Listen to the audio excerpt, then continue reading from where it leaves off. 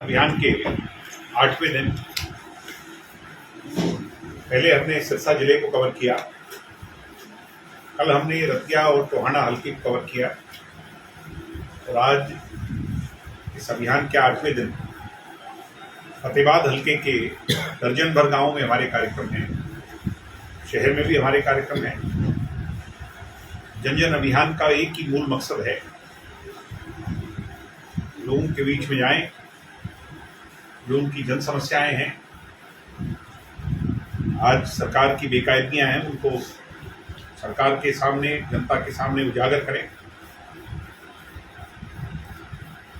Two way communication हो। अमूमन राजनीतिक तौर पर लोग अपनी भाषण देते हैं, बात कहते हैं, चले जाते हैं। केवल ऐसा ही ना हो बल्कि लोगों की बात भी सुनी जाए, पार्टी को मजबूत किया जाए और भविष्य की रूपरेखा जो है उसमें 36 बिरादरी के लोगों की और वर्ग के लोगों की भावना को सम्मिलित कर करके दोबारा से एक मजबूत ताकत बन करके हमने उभरना है। इसके लिए हम पूरी युवा इकाई, पार्टी के सभी सीनियर दिन रात लगे हुए हैं और मुझे ये कहते हुए कोई इसमें अतिशयोक्ति नहीं है। जिस दिन से विधानसभा का चुनाव आया, रिजल्ट आया उसका, उस दिन के पश्चात निरंतर जननायक जनता पार्टी का कार्यकर्ता फील्ड में है। युवा जोड़ो अभियान, युवा योद्धा अभियान, 9 दिसंबर की रैली, 13 मार्च की रैली और 13 मार्च की रैली के तुरंत बाद ही जन जन अभियान का शुरू हो जाना।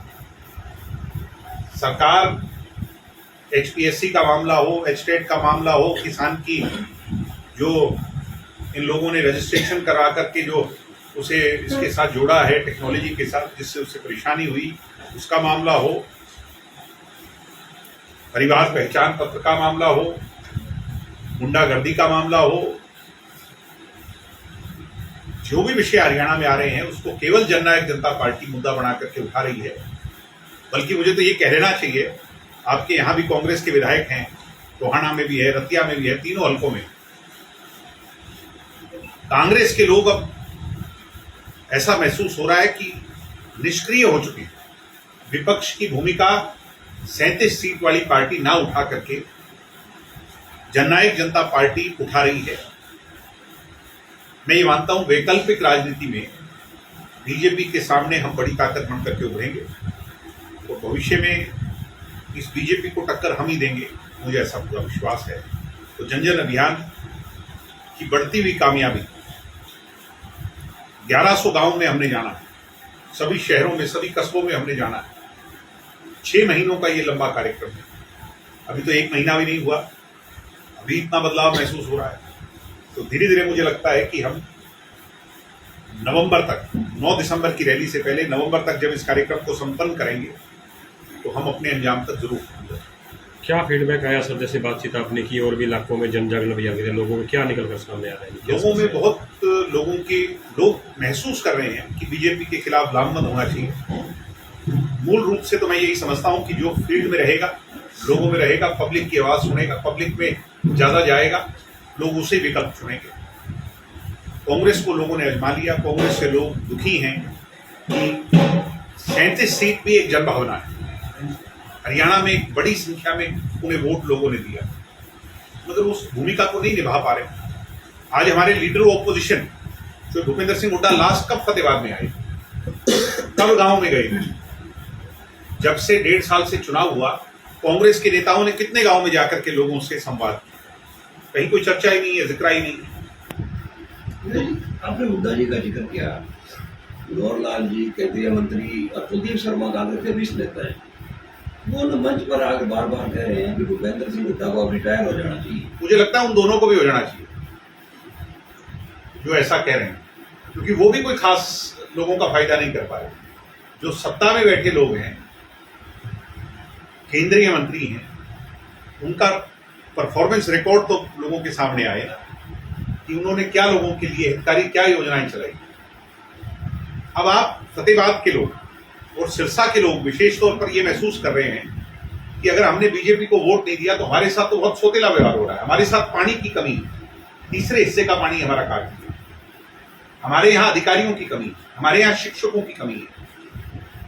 मैं महसूस कर रहा हूं, अभी कल मैंने देखा कि कुछ चेयरमैनों की नियुक्तियां हुई, हमारे इलाके में किसी को कोई सम्मान नहीं दिया जा रहा इस इलाके के साथ। यानी मुझे लगता है कि बीजेपी समझती है कि ये हिसार के बाद जो है ये हरियाणा का हिस्सा ही नहीं।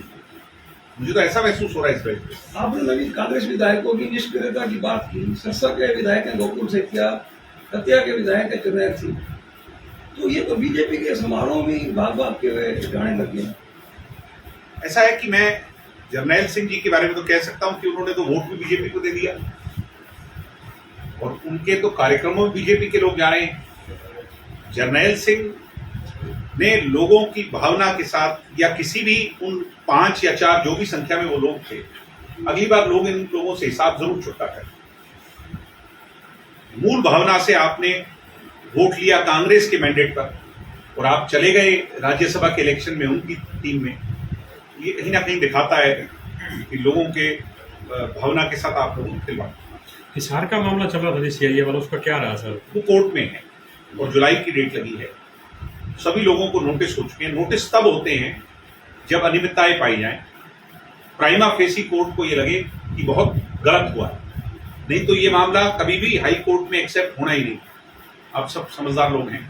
हाई कोर्ट ने इसको संज्ञान लिया, नोटिस जारी किए। इसका सीधा सीधा मकसद और मतलब यही है कि पुलिस ने अपने कार्य क्षेत्र से बाहर जाकर के सरकार के या चीफ मिनिस्टर के दबाव में वो काम किया जो पूर्णतः गलत, जिसका खामियाजा उनको अपनी नौकरी गंवा करके भविष्य में करना पड़ेगा। मुख्यमंत्री का तो कुछ नहीं बिगड़ेगा, मगर ये जो पुलिस या जो भी अधिकारी इसमें सम्मिलित हैं, उन लोगों को खामियाजा भविष्य में उठाना ही पड़ेगा।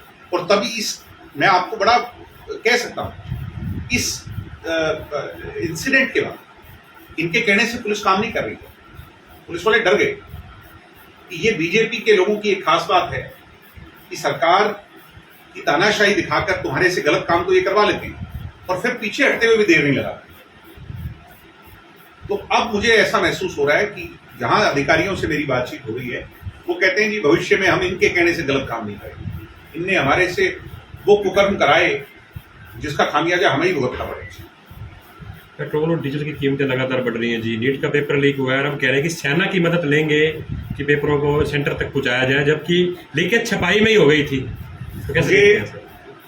सोशल मीडिया पर एक वो व्यंग चल रहा था कि जब 90 लाख लोगों को पेपर ठीक से नहीं करवा सकते हैं तो 150 करोड़ लोगों के वोट ठीक से कैसे डलवा सकते हैं? ये सोचने की बात है कि नहीं कि जब हमारे पेपर ठीक से नहीं हो सकते 90 लाख बच्चों के, ये अभ्यर्थी ही इन लोगों से सेटिस्फाइड नहीं है, तो फिर वोटरों को कैसे सेटिस्फाई होना चाहिए कि मशीनों में सब कुछ ठीक है। पंजाब में बैलेट पेपर पर जो वोट डला और कल उसका रिजल्ट आया, बीजेपी का सुपड़ा साफ हो गया। मुझे ऐसा लगता है कि हरियाणा में या देश में अगर बैलेट पर चुनाव हो तो बीजेपी कहीं स्टैंड नहीं करेगी। बीजेपी मशीनों के साथ खिलवाड़ कर रही है। कल ही ना सुप्रीम कोर्ट ने फैसला दिया नीट को लेके, टिप्पणी की है। वहाँ सॉलिसिटर जनरल भारत सरकार ने यह भी कहा है कि प्रधानमंत्री नरेंद्र मोदी पेपर लीक मामलों को ना खुद देख रहे हैं और उसके बाद भी पेपर लीक हो रहे हैं। सुप्रीम कोर्ट ने बड़ा सख्त लहजे में कहा है कि जवाबदेही तय हो। देखिए, मैं नहीं जानता कौन देख रहा है कौन नहीं देख रहा, बट जो भी हुआ है वो बहुत अनफॉर्चुनेट हुआ है। इतने लाख लोग, इतने बच्चे और उनके पीछे 5-5, 7-7 लोगों को मैं जोड़ लूं उनके परिवार के तौर पर, उनकी कुर्बानियां, उनका सैक्रिफाइस, उनका पैसा। एक नीट की तैयारी करनी ये एक दिन का काम नहीं है, अरसा लग जाता है नीट की तैयारी करने।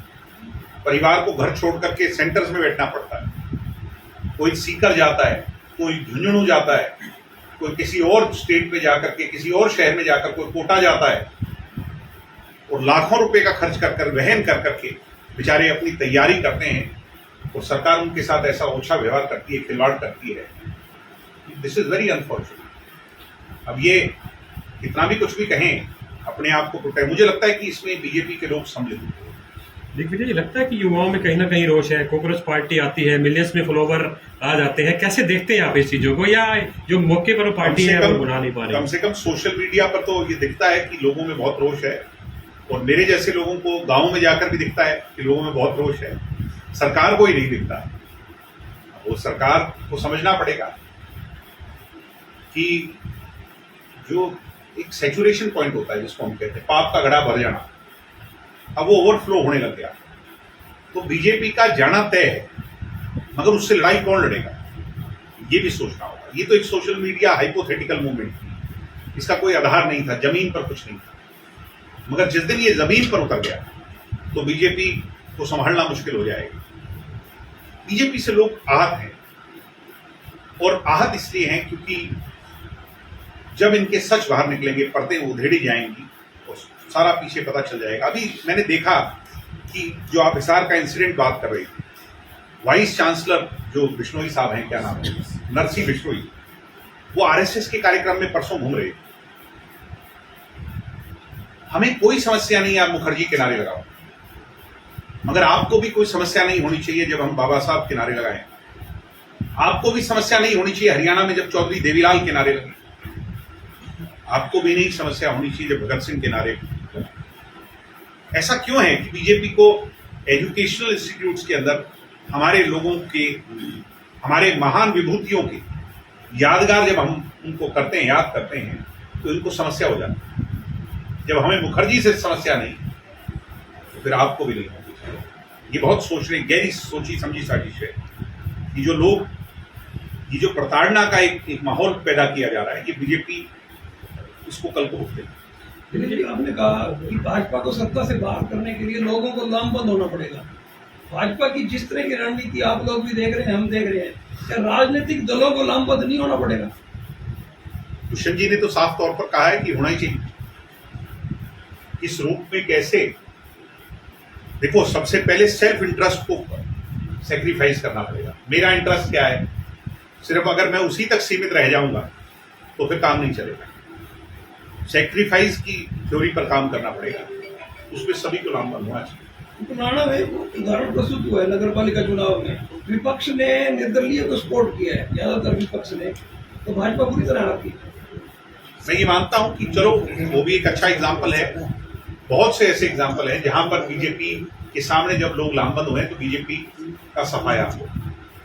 और एक दफे, क्योंकि देखो इनके पास रिसोर्सेज हैं, इनके पास हर तरह के हथकंडे हैं, इनके पास हर तरह की जो है ना पॉलिसीज हैं, तो मैं मानता हूं कि उसके खिलाफ अगर लामबंद होकर लड़ा जाए तो इनको हराया जा सकता है, नामुमकिन नहीं। आपने 13 मार्च की रैली का जिक्र किया था। 13 मार्च की रैली में आपको एक माला पहनाएगी, माला भी आप पहनते हैं? हाँ, मैं माला पहनता हूँ, मेरे गले में है। इसमें 36 बिरादरी के नाम लिखे, और 36 बिरादरी का हार हम अपने गले में पहन करके चलते हैं। 36 बिरादरी हमारी अपनी हरियाणा की पहचान है। और मैंने तो ये, मेरे साथियों ने मुझे माला पहनाई थी 36 बिरादरी की, तो मैंने उसी दिन ये संकल्प लिया था कि ये मुझे याद दिलाती रहे जब भी मैं सुबह घर से निकलूँ, ये माला मुझे याद दिलाए। जैसे मंदिर में भगवान को याद करके हम अच्छी नियति को अपने मन में संजोते हैं, वैसे ये माला भी राजनीतिक तौर पर हमें याद दिलाती रहे कि हमारी जिम्मेवारी सभी 36 बिरादरी को लेकर के है, पूरे हरियाणा को लेकर के। एक माला में सबको हमने पिरोना है, तो वो हमारी नीति और रीति रही है चौधरी देवीलाल जी की, चौटाला साहब की, आगे भी रही। ठीक है सर, थैंक यू।